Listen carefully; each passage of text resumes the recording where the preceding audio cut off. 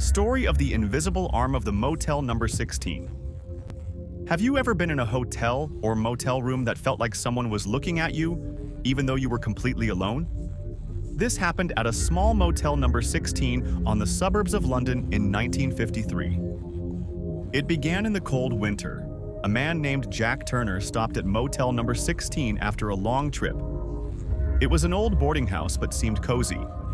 The innkeeper, an old woman with a mysterious smile, led him to room number 3, said to be the only room available. However, right from the moment he entered the room, Jack felt something unusual. The musty smell not only came from the old walls but seemed to emanate from the air itself.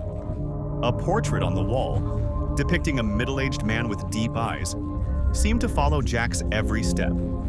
Strange phenomena. First night. Jack woke up in the middle of the night, feeling like someone touched his shoulder. He turned on the light, but the room was completely empty. He thought he was probably just a dream. Second night. In his sleep, he heard a whisper near his ear. "Go. Go now."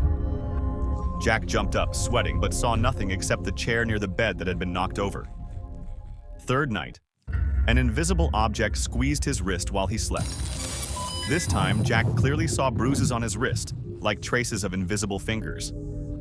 Jack left the motel that night, not daring to come back to ask why. But curiosity still stuck with him long after that. The investigation and mysteries. A few years later, an investigation team of supernatural phenomena visited this Motel No. 16.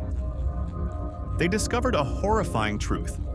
Previously, a man named Harold, who once rented this room number 3, died unusually here. Due to his resentment, he took his own life after being evicted from his own home due to debt. The strange thing is that Harold was once a painter, and the portrait in the room was his last work. It is believed that he cursed this room number 3 so that no one could live peacefully in it. The investigation team also recorded strange sounds in the room, such as footsteps and vague voices. When they asked questions, the recorder recorded a whisper. "This room is mine." Hypothesis and analysis. Some people believe that Harold's soul refused to leave because he felt injustice and resentment.